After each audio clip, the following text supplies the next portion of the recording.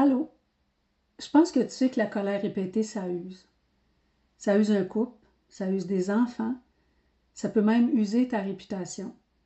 Puis souvent, on comprend trop tard. Mais j'ai une question. Quel ultimatum ça va te prendre pour que tu arrêtes de péter les plombs? Qu'elle parte? Qu'elle se ferme? Qu'il y ait plein de silence froid puis bizarre, tu sais, quand on sent une lourdeur dans la maison, là. Qu'elle te fasse des menaces encore puis encore, là. T'as-tu des enfants? Un ou des enfants? Mais t'attends quoi, là? Qu'eux autres aussi commencent à t'éviter? Qui te regardent différemment? Qui te parlent plus de la même façon? Qui changent de pièce quand tu rentres dans la maison? Ou qui regardent à terre quand tu leur parles? Qu'est-ce que ça va te prendre? En tout cas, si t'attends l'ultimatum, là, pour réagir, ça se peut qu'il soit trop tard. Parce que la plupart des hommes, en tout cas ceux que moi j'ai rencontrés à date là, en rencontre, ils ne changent pas quand ça chauffe, là.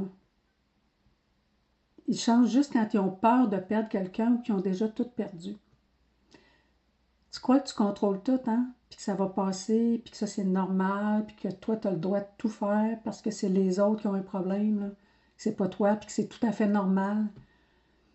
Mais lentement, là, toute la tension, ça s'accumule dans le couple. Ça crée de la distance, de la méfiance. Ça crée même une grosse fatigue émotionnelle. Puis c'est quoi? C'est pas une grosse explosion puis une grosse chicane là, qui va la faire partir, qui va faire partir quelqu'un, là. C'est la répétition. Parce que tu perds pas quelqu'un juste en une fois. Mais tu te dis, bof, elle me dit ça chaque fois, elle me menace souvent, puis elle n'est jamais partie, elle m'aime ben trop, elle va rester. Excuse-moi, là, mais tu la perds pas quand elle t'aime plus. C'est quand elle se sent plus en sécurité. Tu sais, le système nerveux, la sécurité, là, je pense que c'est pas la première fois que je t'en parle, hein. La sécurité, là, c'est ça. Ça disparaît avant l'amour. Puis ça commence dans les premières secondes de ta montée de colère, là, l'insécurité. Mais si tu n'attendais pas l'ultimatum, si tu t'adaptais, puis tu transformais tes réactions, puis tes comportements avant de tout perdre, là, parce que tu n'as pas besoin de quelqu'un là, pour que quelqu'un parte pour changer. Tu as juste besoin de reconnaître tout ce que ça peut coûter, tout ce que tu peux perdre. Puis si tu t'arrêtes une minute, là, puis tu descends vraiment à l'intérieur de toi, tu es tout seul avec toi-même, tu n'as pas à te faire juger, tu n'as pas à te faire regarder, juste toi-même. Qu'est-ce que ça te dit à l'intérieur de toi? Là?